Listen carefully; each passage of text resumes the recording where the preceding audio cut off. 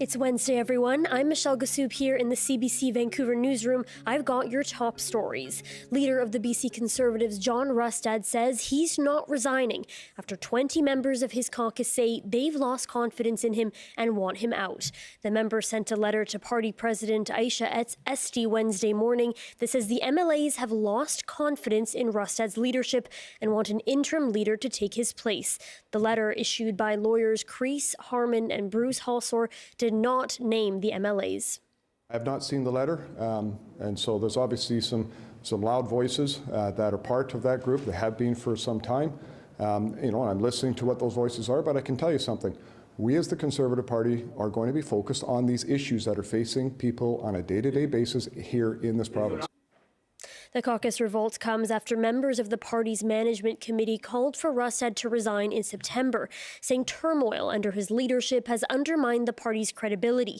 But at the time, Rustad said he wouldn't quit, citing the results of a leadership review in September, where he earned 70.6% support among members who voted.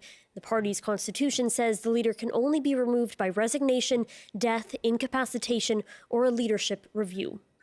A large apartment fire in Richmond has displaced more than a dozen residents. Richmond Fire Rescue says the blaze broke out just before 8 p.m. last night near 7th Avenue and Broadway Street in Steveston. Flames were seen burning through the roof of the building. Crews say there is considerable smoke and water damage to a number of units, that upwards of 20 people have been displaced. The adrenaline kicks in, you just got to do what you got to do. And I go, just pray the birds will be okay. And, what can you do, right? There are no reports of any injuries. Lengthy wait times for healthcare in BC have long been blamed on a shortage of doctors. But a new report is challenging that narrative, saying the number of physicians has steadily risen in recent years. The lead author of the study says long wait times aren't just because BC's population is growing, it's also aging. The difference between having 10 and 20% of our population as seniors today is equivalent to adding an extra 2.5 million patients under the age of 50 in line for care in British Columbia at this moment. And so that absolutely is contributing to rising wait times to get access to our doctors. He says the healthcare system needs to adapt to the pressures of an aging population and the specific challenges that come with that demographic. District of North Vancouver firefighters are welcoming a mock tugboat built at one of their fire halls to help train them and other crews to put out flames on a boat. The vessel was built by C-SPAN and features a realistic layout and features like flame jets to help with training exercises. North Van Fire says it's a welcome addition, but argues there remain ongoing gaps when it comes to fire safety on Burrard Inlet. Rotterdam, Hamburg, all the big ones, London, they have definitely significantly more protection from the water side, but also unified protection from the land side. So that's what we really have to work on in the Lower Mainland and Metro Vancouver together to be prepared for any emergencies. Kramer argues with Burrard Inlet waters getting busier with shipbuilding and cargo, maritime fire safety must improve. And that's it for now. I'm Michelle Gassoub. BC Today with Michelle Elliott is next.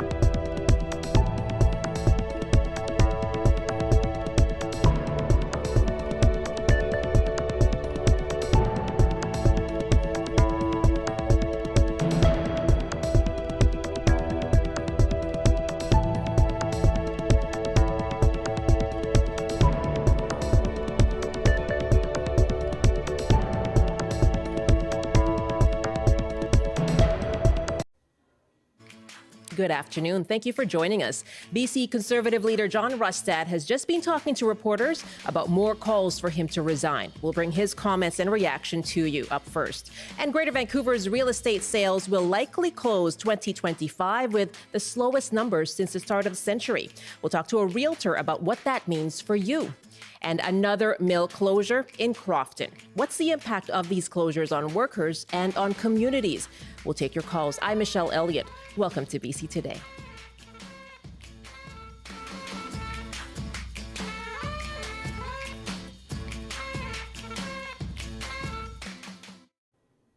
BC Conservative MLAs are adding their names to a growing push for John Rustad to resign as party leader.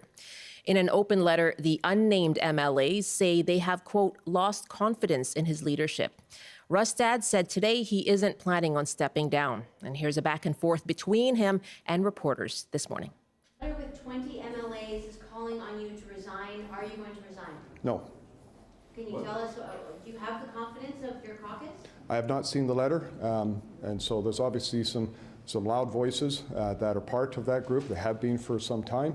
And I'm listening to what those voices are, but I can tell you something. We as the Conservative Party are going to be focused on these issues that are facing people on a day-to-day basis here in this province. If they're not allowed to, John, should they resign from the caucus? That's going to be their choice in terms of it. I'm not planning to step down. That'll be a choice that they'll decide to make if they want to decide. Are you not in an untenable situation if you got almost half the caucus and you have to leave? No, I don't think so.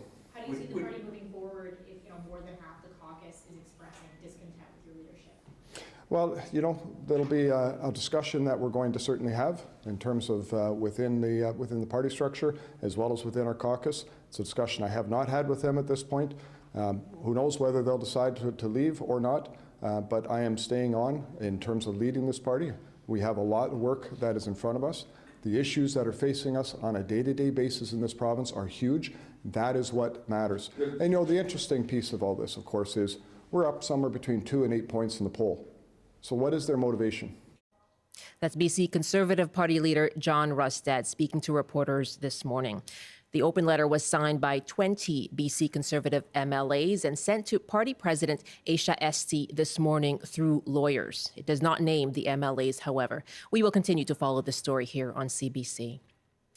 It is 12:08 now to real estate now, and the slowdown in Greater Vancouver's housing market that continues.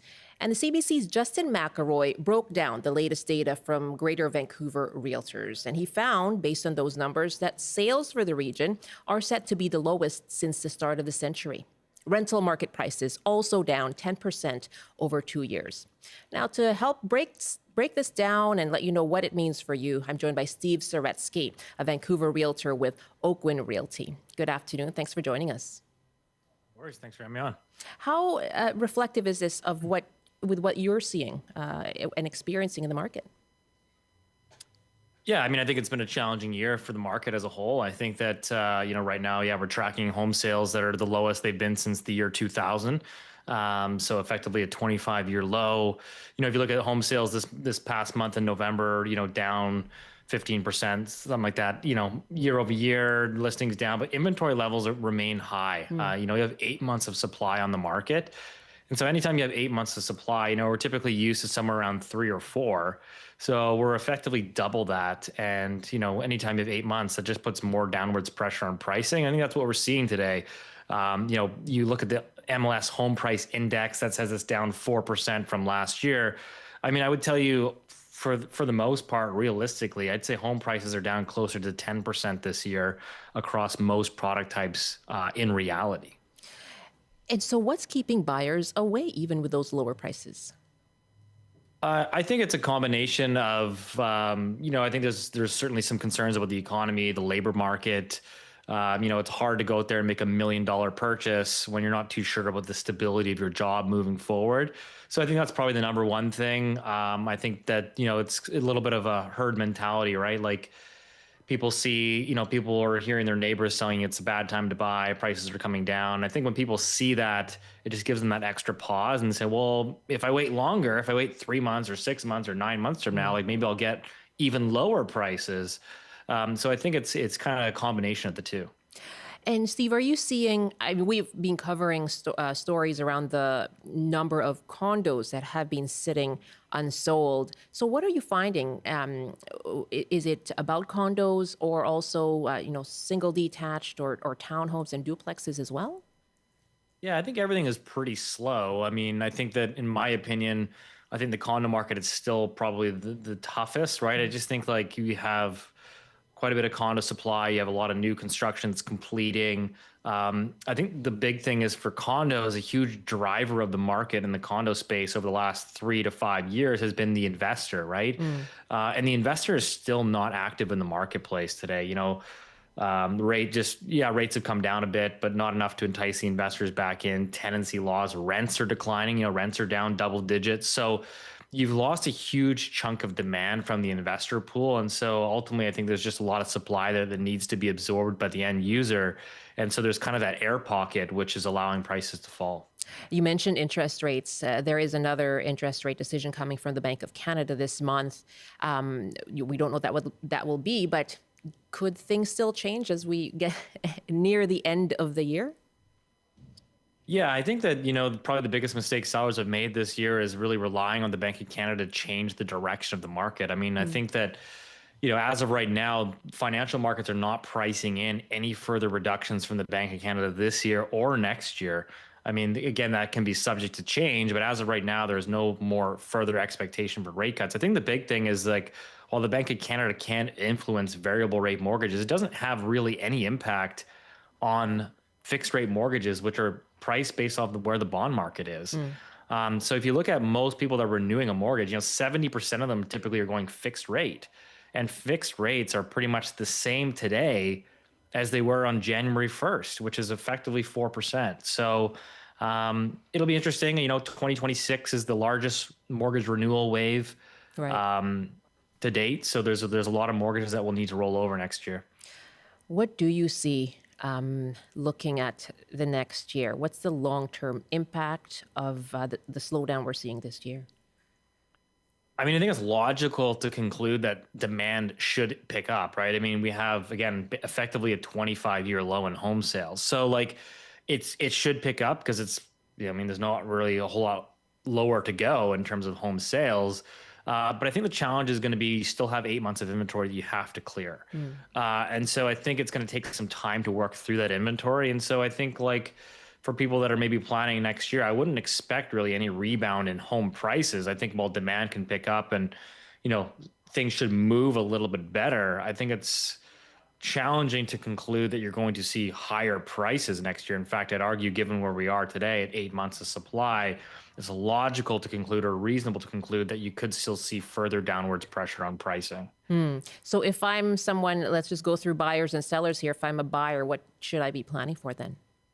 I mean, I think if you're a buyer today, again, I think it's like all the conditions are stacked in your favor. These are the type of markets that you should be active in and should be trying to use to your advantage, which is negotiating, right? I mean, you have the upper hand in the negotiation today, and I think buyers should be using that to their benefit. I think for sellers, I think it's just staying on top of the market. It's pivoting and adjusting with market conditions. I think this mistake people have made on the seller side is they've been digging their heels and reluctant to accept reality, and then ultimately chasing the market lower, having to do 2, 3, 4, 5 price reductions before eventually selling. It's like, had you kind of been a little bit more aggressive out of the gate, got in front of it, you probably would have netted more in your pocket at the end of the day. So I think it's just really staying on top of market conditions. What a different conversation when it comes to real estate than we were having maybe a decade ago, thinking about the buyers having the upper hand, right? Steve, thank you. Really good to go through this with you today. Thank you for your time. No worries. Thanks for having me on. Steve Saretsky is a Vancouver realtor with Oakwyn. It's 12:15. This is BC Today. Yesterday, we took your calls about the rising demand at food banks. And Aaron wrote us an email. I haven't used food banks, but a local church where I lived was very grateful and blessed that it was there. Anne writes, yes, I donate every year because I'm a lucky retiree, so I can. But obviously, food security is a basic need and right, and all people should have adequate and nourishing food.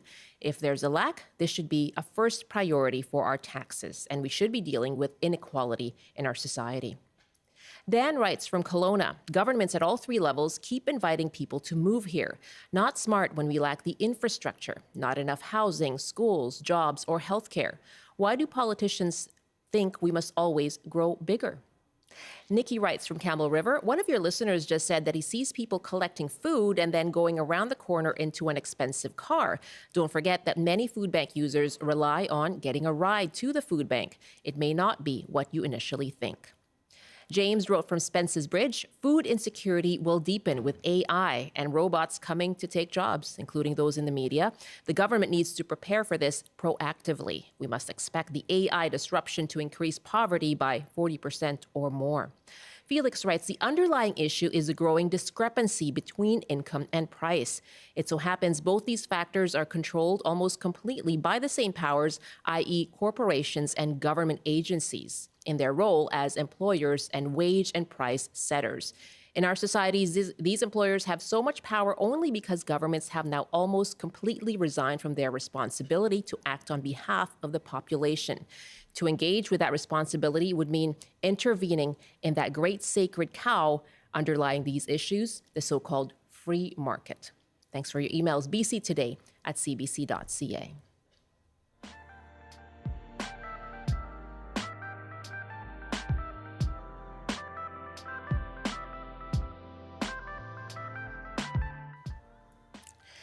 12:17 now. You're with BC Today. Well, it's another blow to BC's forest industry, this time on Vancouver Island.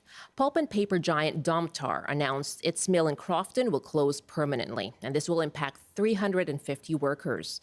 Domtar spokesperson Chris Stoichev told CBC the decision was due to a lack of affordable fiber supply.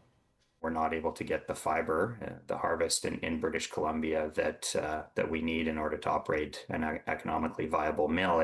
The result has been that we've had to go outside of Canada to get a significant portion of our product outside of British Columbia. And we've had to go as far as California to source some of our product for this mill that we're announcing the closure of. And that just gives you an indication of how challenging things are here in the market in British Columbia. BC's Forest Minister Ravi Parmar says he is having conversations with Domtar and other forestry companies. He spoke with On the Island, All Points West host Jason D'Souza, saying he is working to find ways to retain forestry jobs in the area.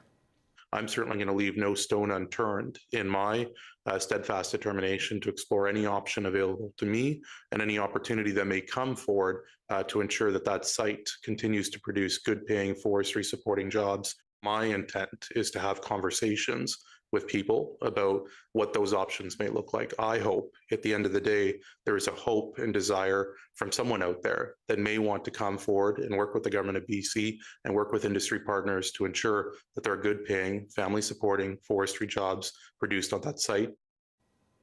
We're taking your calls on this here on the program. What is the impact of mill closures, yet another one, on workers and on communities? You can call us now. Just hit pound 690 on your cell phone or dial 1-800-825-5950, 604-669-3733. That's 604-669-3733. You can also email bctoday@cbc.ca or leave a comment on our TikTok Live. Again, what is the impact of these mill closures on workers and on communities in BC? Joining me now is Kim Haakstad, President and CEO of the BC Council of Forest Industries. Good afternoon. Thanks for being with us. Hi, Michelle. Thanks for having me today. We've been hearing, of course, of other mill closures announced at 100 Mile House in Vanderhoof and Fort St. John. How many permanent closures have been announced in BC this year? Well, there's been a number of closures, some permanent, some temporary, and we actually had one that was announced as, temporary, and then they brought back a shift. So it's a bit hard to put a number on it today, but let's just say more than we would like. Sure. Can you give a rough estimate or compare it to last year, perhaps? Well, so I just joined the forest industry this year. We have seen closures over a number of years. Some of that was very appropriately dealing with the fact that we had increased capacity to harvest the beetle killed wood, and we've slowly over time reduced the capacity. But as I joined the forest industry in January of this year, one of the things that I learned really quickly is that there was a belief that we had about the right number of mills in British Columbia if we could harvest about 45 million cubic meters of wood a year. And the annual allowable cut is 60 million cubic meters a year. So, we're still not even getting up to the annual allowable cut if we were hitting that level. But this year it looks like we'll not make even 30. So we won't get even half of the lumber harvested, or like wood harvested this year to make lumber and other forestry products that we would like. And there are different factors contributing to that, right? So why is it that harvest is going to be so much lower than what's allowed? Well, there's a number of different headwinds facing the forest industry right now. Obviously, part of that is, the softwood lumber dispute and the trade challenges that we have with the United States. But that's not the only reason.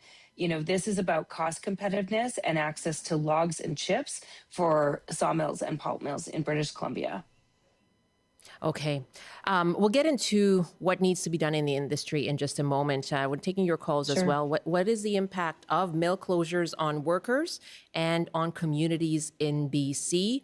What do you think needs to happen to sustain forestry in British Columbia? Call us now. Just hit pound 690 on your cell phone or dial 1-800-825-5950.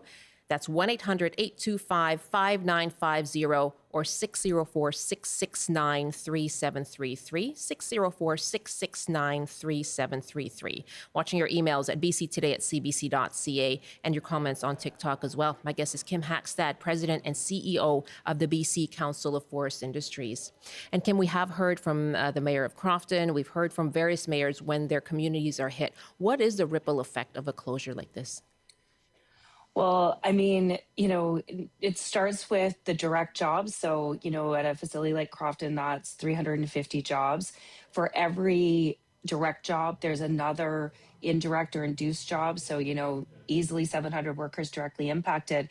And they're going to spend less money in the community, and they're going to potentially be looking to leave the community to find work. And so that ripple effect into other levels of the community, from the gas stations and grocery stores to, other businesses is felt really, really quickly. And I guess, what does that mean for the sustainability of these communities moving forward? Well, I mean, I think we have seen, across the country that as resource sector businesses leave smaller rural communities in particular, that a lot of those people move to larger communities. And that really does have a detrimental impact on small communities. If you don't have a large sustaining employer, forestry pays family supporting jobs, family supporting salaries. And so without that, it makes it very difficult. We have a caller now on the line from the Sunshine Coast. David is joining us from Powell River. Hi, David. Hi, how are you doing? I am well. You worked at a pulp mill there? I worked at the Powell River Pulp Mill, pulp and paper mill, at one time the biggest one in the world. Yeah. And so tell me about, what led you to leave, or what's happened with your work? No, when the mill shut down, when they bought a lot of us out, I'm in retirement age now, but I mean, a couple of years after that, they shut the whole place down. So they're in the process of tearing it down right now. And that Crofton is not really a surprise, because Crofton has been on the chopping block before. And right, temporary closures always before. Had help to get back out, but maybe this is the last time we won't get help. I don't know. I mean, it's pretty tough with the logging, and they can't get any product to use, and so I don't know where else they're going to get them, because that's part of the problem. What happened in Powell River also. What was it like for you? I know you were of retirement age, but at the same time, what did you see around you when it came to the impact of the closure? Oh, it's terrible. I mean, we got a lot of young families here now, and not too long before they shut it down completely, a couple of years before that, they enticed a lot of young people to move to Powell River and start in the mill, because of all the people like me in retirement, because we're downsizing, so they were giving the retirements the packages. So they give the jobs to the young guys, and then in the end, they come here, they buy a house and everything else, and now they got no jobs. How would you? That's probably I'm sorry, David. Go ahead. That's probably the same thing that happened in Crofton, or it's going to happen. Yeah. Yeah. What would your thought be in terms of what needs to happen to keep forestry going in BC? Well, geez, that's a pretty tough one. It's happening all over British Columbia. I mean, you look at there's another big pellet mill closing down up in Eustisher, another sawmill here, another one there. It doesn't seem to be ending. But I don't think the government does the right thing myself. We give a lot of our wood away, really, and we have no mills to run it. So we shut all the mills down. We got no sawmills left, so they send our product across the line or over to Asia, and then they deal with it whole raw. The issue of exporting logs raw. David, really, really good to hear from you. Thanks so much for sharing your story. You bet. Thank you. Yeah, it's David in Powell River. You take care.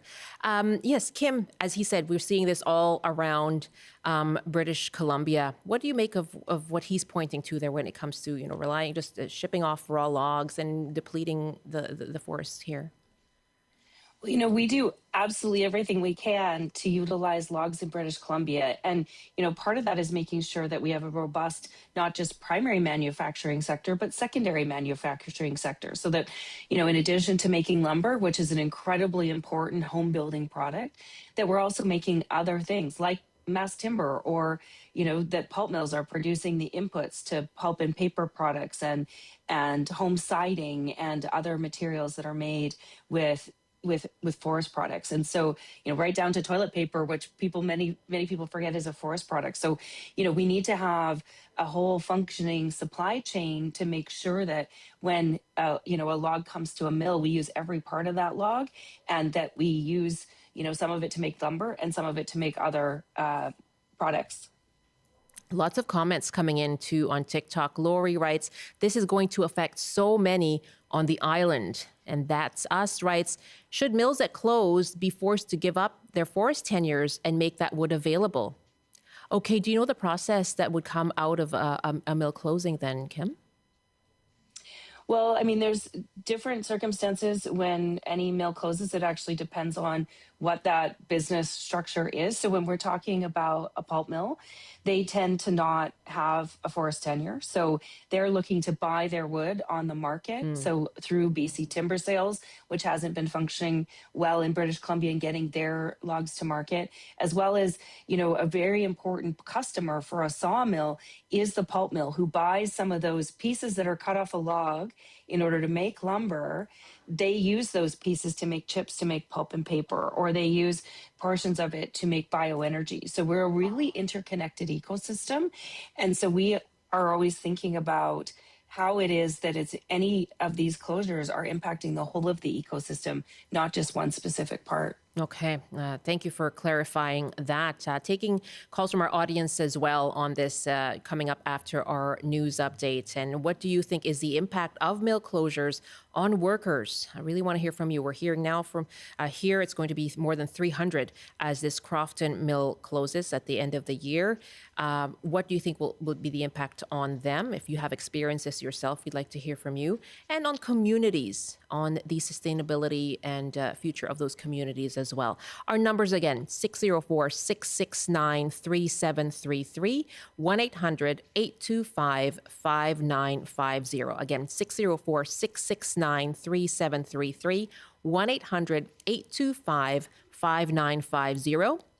You can also just hit pound 690 on your cell phone. And we are taking your comments by email as well. And that's bctoday@cbc.ca.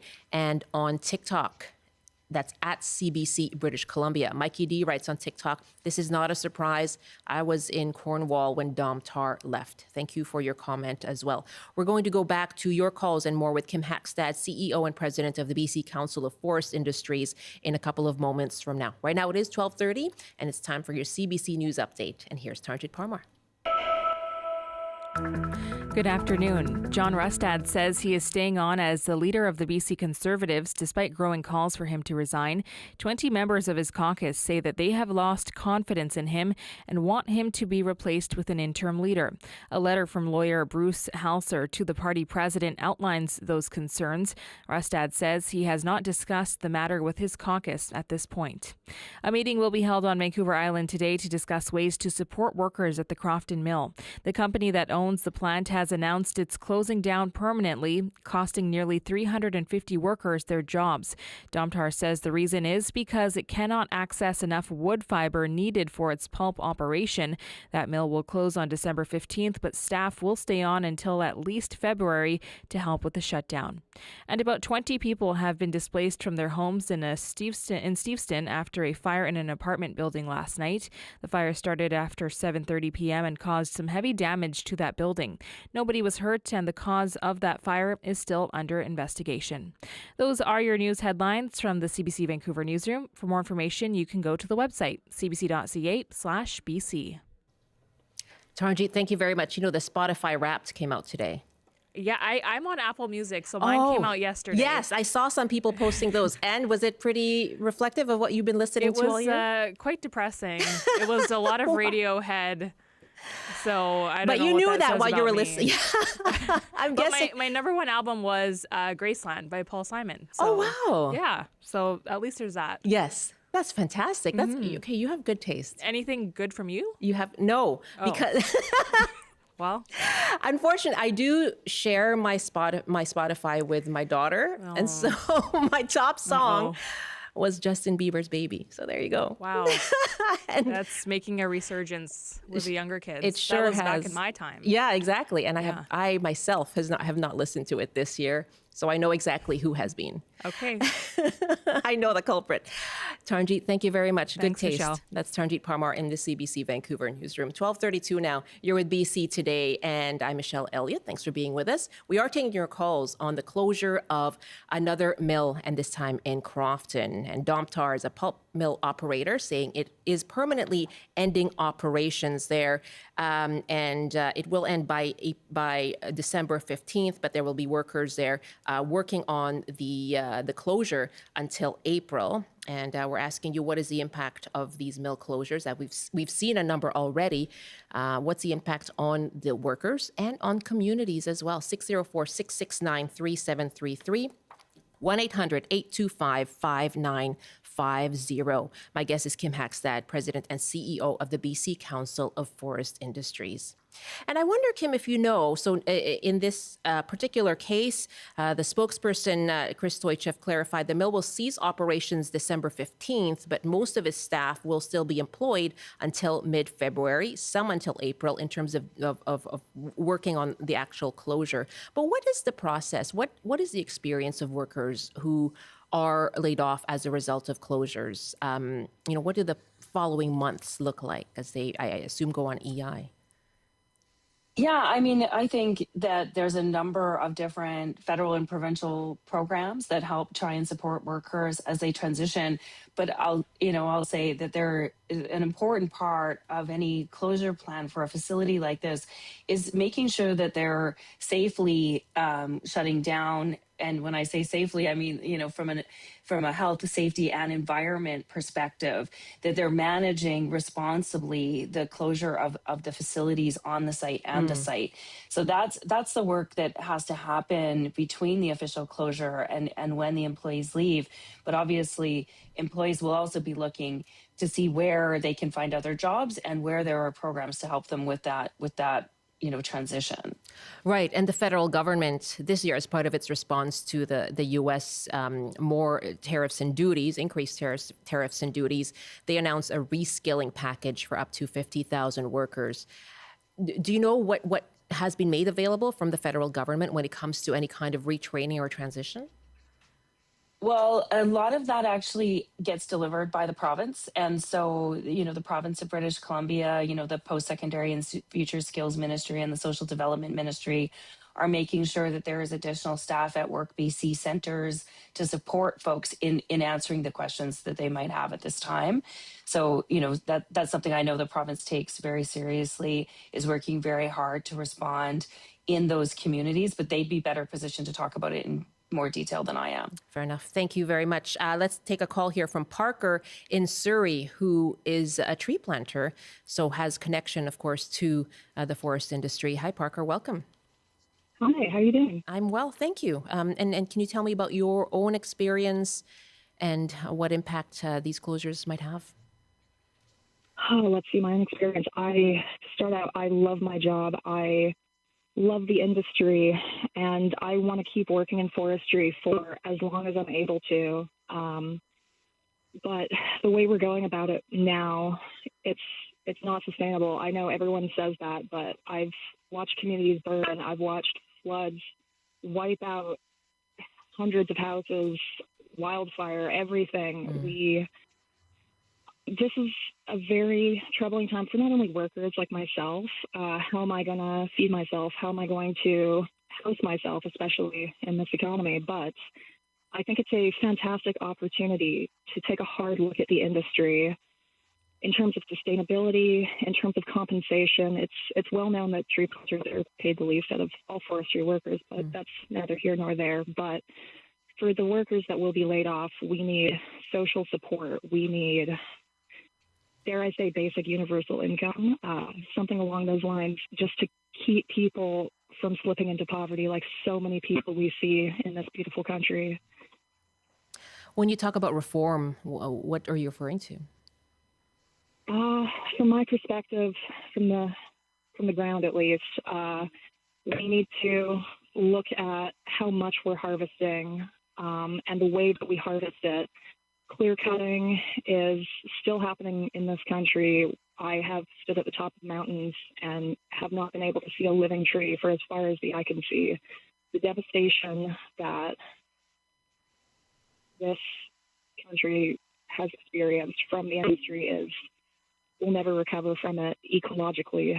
The ecosystems that have been here for thousands of years will most likely never come back in our lifetime, and that's devastating, but we can do something about it. There is still activism alive and well. We have people protecting the last 3% of the old growth on Vancouver Island. They're still going strong despite the RCMP wiping out their camp. Parker, thank you for the call. Parker is a tree planter, and Parker called us from Surrey. Kim, what about that argument that clear cutting has left little left to harvest? We actually reached out to Jennifer Houghton, who's the campaign director for the New Forest Act project for the Boundary Forest Watershed Stewardship Society, and she sent us this statement. Mill closures are happening because BC overcut its highest value timber for decades, and the supply simply isn't there to keep mills running. If the industry wants a future, we need to rebuild the forests, protect what's left, restore degraded landscapes, and shift to logging that matches what ecosystems can actually sustain. So that comment there from Jennifer Houghton. Kim, what does the forestry sector need to do to actually adapt to what is clearly a new environment? Well, I think we're all living in a constant state of adaptation and change, thinking about how we better manage wildfire mitigation and wildfire response is certainly a big portion of that, given the amount of forest that we've seen burned and the GHG emissions that come from that are larger than our industrial emissions in big fire seasons. So we've got a lot of work to do. We continue to always look at the local ecology anytime that we are harvesting a cut block, and we think about that also in partnership with First Nations, who are a really important part of the decision-making process on any forestry cut permit. And, from an overall perspective in British Columbia, we harvest less than 1%, 0.5% of our forested land base every year. And we're not even reaching the annual allowable cut set by our chief forester, who's a professional forester himself and uses a science-based process. So, I think there's lots of debate that can be had about the right ways to do that, reflecting the local ecology and local community circumstances in any given area. But overall, we do a really good job of managing our timber harvesting land base and our forestry land base in the province of BC. So what does the industry actually need right now then? The thing we're really asking for is for the government to work with us on cost competitiveness. When we think about the trade dispute with the United States, one of the things that's often offered up as a solution is market diversification. But if we can't get our products to international markets at a price that competes with our global competitors, then we won't be successful in that either. And so we really need to do some work to make sure we're cost competitiveness in British Columbia, that we're cost competitive in Canada, and that we're cost competitive internationally, so that people can we have some of the highest quality and most sustainable forest products in the world. We want to make sure those are available to other folks as well. And so we've got to focus on cost competitiveness, and we've got to fix our broken permitting system. Let's take some more calls now. Victor is joining us from Brackendale. Hi, Victor. Welcome. Thank you. We had wood fiber pulp mill up here shut down for the same reason. They couldn't get fiber. Another question is, why are we exporting so many logs to places like Bellingham to keep their mills going rather than keep it here? And a lot of our logs are being turned into pellets that are going to China to run their smelters. So the thing about not having fiber, I don't know. Wood fiber used to import fiber from as far away as California because they couldn't get local fiber. My question is, why couldn't we get it here when we're exporting all these logs? Okay. Thank you. Victor, thank you very much. Would you like to comment on that, Kim? Well, maybe I'll just hone in on the comment about pellets, because I think it's really important to understand how we make pellets in British Columbia, and actually how we look at a log once it's harvested. They go to sorting facilities where you look at a log to see whether or not what's the highest value you can get out of that log. So first and foremost, do you make dimensional lumber with it, or something else that is a high value finished wood product? Then, as I talked about earlier, you use what you cut off that log, you turn it into chips, or you turn it into what we call hog fuel that can go into bioenergy. And when I talk about that bioenergy piece, that's the stuff that makes pellets. So we're not harvesting logs in British Columbia to simply make pellets. We are harvesting logs to use them for many different reasons. And included in that is using what we talk about as residuals from from the sawmilling process in order to make those pellets. Thank you very much for that call. And Richard is our final caller now from Victoria. And Richard, you worked in the forestry as well. In several aspects of it. I'm sorry, respectfully, I have to say that both your guests, frankly, are gaslighting listeners as far as I'm concerned, talking about what the industry really needs now is help with competitiveness, in other words, more tax breaks, etc. We have given our forests to the private sector for decades and decades and decades based on promises that there would be jobs, promises with absolutely no guarantees, and we've seen them walk away. We've seen forest licenses change hands, some of them half a dozen times since the 1970s, different companies shuffling in, shuffling out when they've gutted what they need. This is the reality, and there are people listening out there who know that is the reality. I want to quickly say that if this kind of thing was happening in Ontario or Quebec, it wouldn't be allowed to happen. If it was 350 auto industry jobs, the money would be there tomorrow afternoon. So we have to realize that our premier is not serving us well. And in fact, anybody that works in the forest industry will tell you that their unions are inundated at election time with almost outright bullying to vote NDP. Okay, I will leave that comment right there and let the reality sink in about that. It's not all the NDP's fault. We've had Liberal governments in British Columbia that contributed to the gutting of the forests and the shipping out of raw logs and killing off our value-added part of the industry for a long time. But I'll tell you right now that members are coerced into voting NDP time after time after time. And I would say to my former fellow union members, how's that working out for you?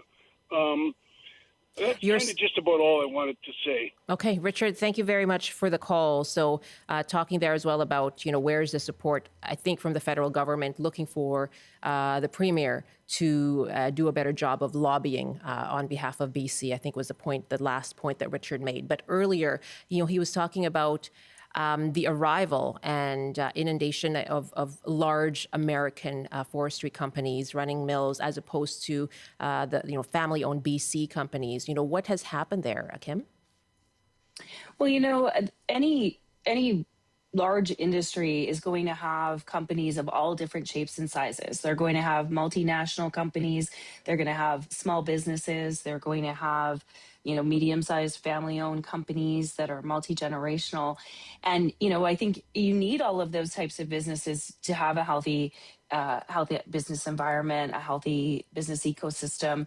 And, all of those parts of the industry right now are struggling from our, the tree planter who called earlier, to I guess if they're leaving, though, my apologies, if they're leaving, though, if we are seeing these closures, how is that serving the community?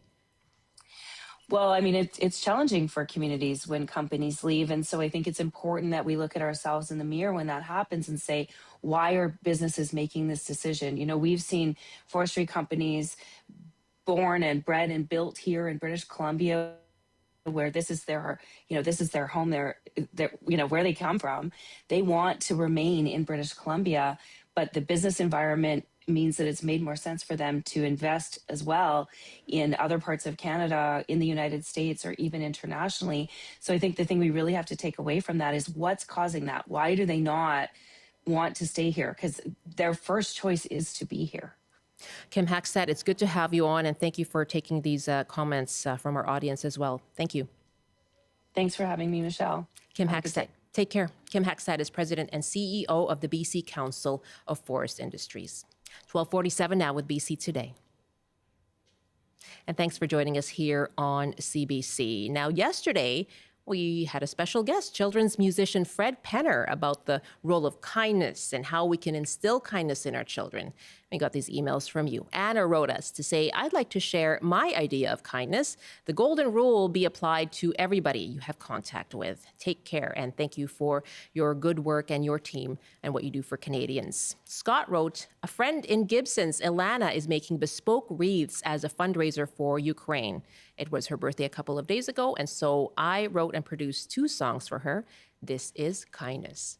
Bobby writes, one of my pet peeves is when people say, thanks anyway.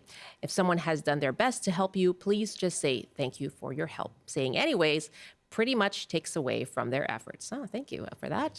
Peggy writes, as an avid solo traveler, I've been truly blessed by the kindness of strangers in more than a few countries. And Peggy went on to tell the story of traveling in Bordeaux and needing medical assistance and finding help among local residents. And she writes, the doctor at the end asked me where I was from, and I replied, Canada. And he smiled, patted my hand, and said he had relatives in Canada. There would be no charge. The following day, feeling substantially better, I was met in the street by my previous Good Samaritans, all of whom inquired how I was doing. It goes to show that kindness is global, and we really have more in common than we sometimes realize or admit. Thank you very much. You can still let us know what kindness means to you, how you instill it in your children as well. You can email us bctoday@cbc.ca.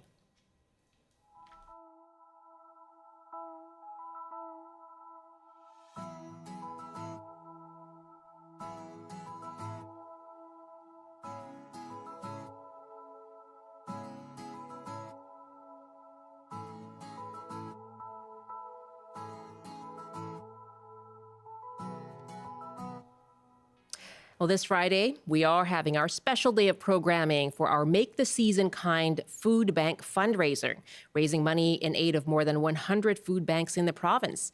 And we've been speaking with British Columbians who are helped by food banks. And this is Marie's story. I've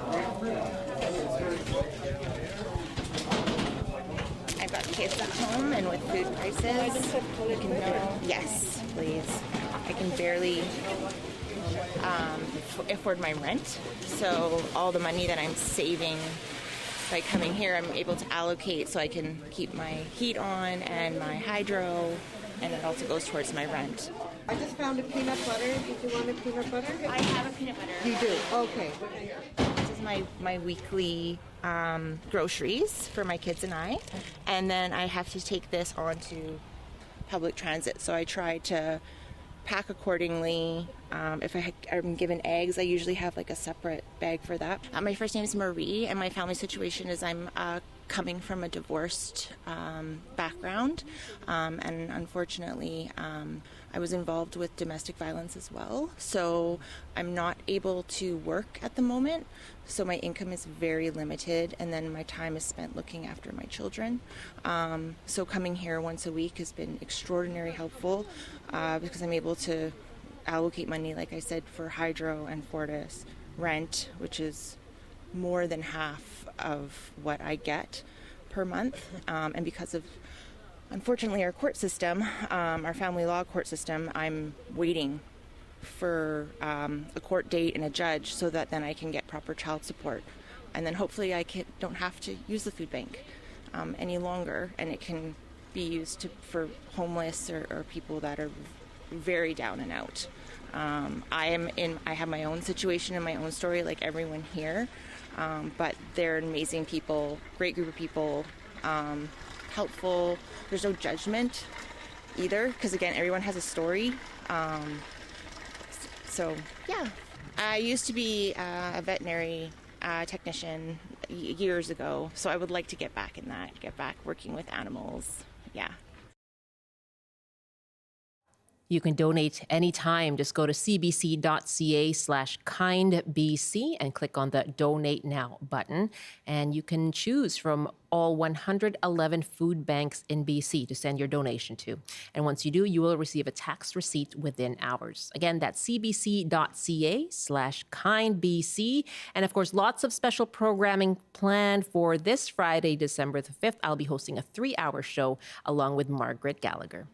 And on the subject of making the season kind, we are checking in with our new CBC bureaus around the province as well for local stories of kindness. And CBC reporter Jacqueline Gelino joins me now from Salmon Arm. Hello, Jacqueline. Hello. Thanks for having us. Thank you for being here. I see that you're kind of in a kitchen there. I know you're at a cafe and restaurant, and you have 2 guests with you. Someone is piping icing on something there. So that I'm excited to hear about that. But Jacqueline, I've met you once before. It's great to have you with the CBC. Tell us a bit about yourself and your connection to Salmon Arm. Oh, thank you so much. Yes, I moved to Salmon Arm this summer. I was drawn to the community because, in my opinion, and don't tell anyone, I think it has the best trail networks anywhere in the world. So make sure that doesn't get out. We don't want people walking here, but it's truly amazing. But what I found since moving here is that the community really comes together. Now, for this story that we're about to get into, the web version of it was published this morning. Already, I've had emails of support, people wanting to get involved locally. And that's just what's so special about this community here in the North Okanagan. Wow, everybody gets behind something they feel is worthwhile. Yeah. So tell me about this story of kindness and how it began. Yeah, so this story of kindness, it all stems back here. Angela Wiley, she is a hairstylist here in Salmon Arm, and when her hands are in people's heads, they open up to her. And she's heard stories of trauma, stories of difficulty, stories of success, but she hears about the barriers people face in accessing mental health care and how people have to make really hard decisions on what they're going to spend their money on. And it can't always be on mental health care. So she decided to do something about it and started the nonprofit organization CAKE, and to kickstart fundraising for this initiative, which will hopefully pay for people's mental health care. We're here at Cahoots. Spencer Moores is, kicking off fundraising by making cupcakes, which I can smell. It's amazing, and they're going to be selling them to fund CAKE. Okay, so tell me, let's hear from your therapist and also your the bakery owner there. Go ahead. So Angela, can you talk a little bit about you told me already, and it was so moving, why you started CAKE? For me, cake started because I had personal experience within our family that we were struggling with mental health. And I know that for many, that's a reality. And for our family, we are thankful in that we do have benefits to access for the option of going to seek mental health counseling. And now, kind of on the outside of that, and thankfully doing well with everyone, I was just able to kind of appreciate how lucky we were as a family to have that as an option. But I hear from so many people in our community often that it's a struggle. It's a struggle for the choice, if you don't have benefits, to spend up to $150 even for one session. And I just feel like that's not fair. Everyone has the right to have that choice to go and talk to someone professionally. And so I hope with our community as amazing as it is, and people like Spencer at Cahoots, and people within our community that are in alignment with thinking that this is a valid concern. And so can you talk, Spencer, a little bit about why you wanted to get involved in this organization? Yeah, Ange had reached out and just said this is what we were trying to achieve and trying to do. And I think, like Ange said, there's a lot of barriers to accessing mental health. And if it's the public or private, then we can kind of, hopefully raise some funds to kickstart people on their journey to finding support. Yeah, and so she wants to be able to fund 10 Salmon Arm residents to be able to receive 6 counseling sessions. And so I think that's something that's so powerful. It's a grassroots movement here. Delicious stuff to get going. Yeah. Jacqueline, thank you very much, and congratulations. Thank you so much. All the best to you both on this initiative. That's Jacqueline Gelenow joining us from Salmon Arm. Some breaking news now and an update on the story we started the show with. According to the BC Conservative Party, in a news release, John Rustad has been removed as leader of the party. Again, that is according to a news release from the BC Conservative Party. CBC has not heard from John Rustad, and he has resisted all calls for his resignation. As we heard earlier in the program, it is unclear how he will respond to this latest news. But according to a news release, once again, from the BC Conservative Party, he has been removed as leader of the party. And that press release coming in just a few moments ago. And this press release says a majority of the Conservative caucus of BC has informed the party's legal counsel that they no longer have confidence in the leader of the official opposition, John Rustad. As such, he has been removed as leader of the official opposition per a caucus vote. Trevor Halford was selected as interim leader. Much more on this breaking news story. No reaction or response yet from John Rustad on this. Much more on this throughout the day here, of course, following up on CBC. I'm Michelle Elliott. Thanks very much for joining us.